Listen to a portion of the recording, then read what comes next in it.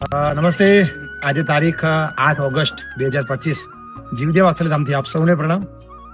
જીવદેવ આશ્રયધામ ધાનેરા દ્વારા ઘાયલ પશુ પક્ષીઓને અહીંયા સારવાર કરવામાં આવે છે. ખાસ કરીને રોડ અકસ્માત અથવા બીજા વન્ય જીવોથી જે ઘાયલ થાય છે એ જીવોની અમે સારવાર કરી સાજા થાય ત્યાં સુધી રાખીએ છીએ અને પછી અમે જ્યાંથી લાવે છે ત્યાં મુક્ત કરીએ છીએ.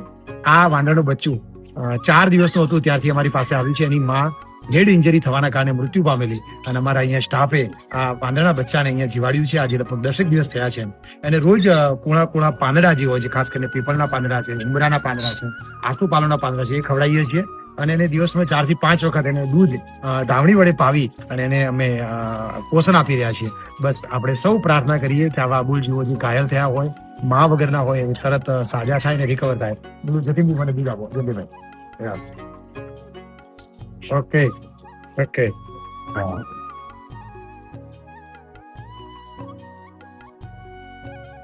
બસ આપ સૌને એક આ વિડીયોના માધ્યમથી અપીલ છે કે તમારી આસપાસ એવા કોઈ પણ જીવ હોય જે ઘાયલ થયા હોય અને એમની માં મૃત્યુ પામી હોય અને નાના બચ્ચા હોય તો એને ચોક્કસ અમારી પાસે તમે લઈ આવજો. અમે એને રાખીશું અને એને પોષણ આપવાનો પ્રયત્ન કરીશું. એને દવા જે જરૂર હશે અને જે પોષણક્ષમ આહાર છે એ અમે આપીશું અને પછી સાજું થઈ જાય અને એકદમ થોડું પોતાની જાતે સરળ થઈ જાય ત્યારે એને મુક્ત વાતાવરણની અંદર એને રિલીઝ કરીશું જેથી સરસ સેટ થઈ શકે.